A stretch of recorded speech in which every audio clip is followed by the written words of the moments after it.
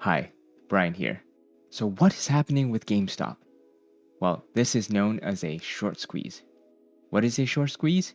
Take a read over here.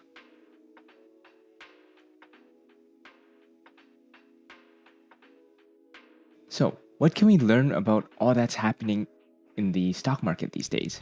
Well, simply put, this is basically an arbitrage where you borrow a product, sell it, and then buy a product at a lower price, so the same product, to return to the lender.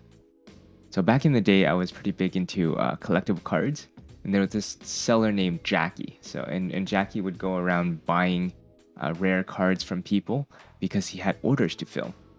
The short squeeze happens when all the products get bought up, and the holders of these products are refusing to sell it, creating an artificially high price. And this whole situation makes me think about a few things. Number one, understand the fundamentals of supply and demand.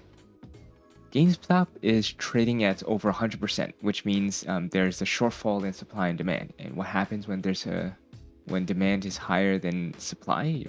Prices rises.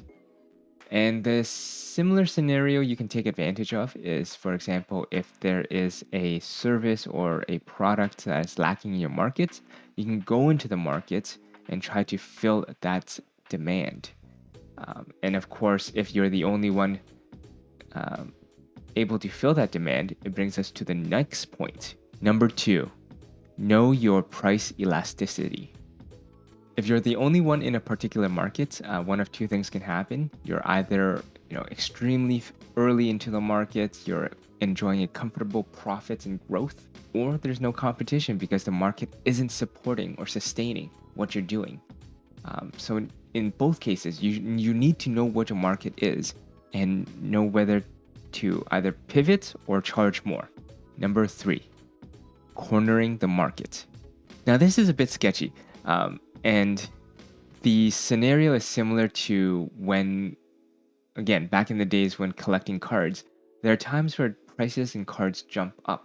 And this jump and increase in price was caused by a particular buyer, so typically a large card shop, would go into the market and buy up all the copies of a particular card. And because now they hold the entire market's supply of these cards, they can then resell them at whatever price they want. Of course, in some instances, there are ways to do this legally. Some of it is obviously illegal to do. So understand how to do it and what to do. So in many cases, so for example, for me,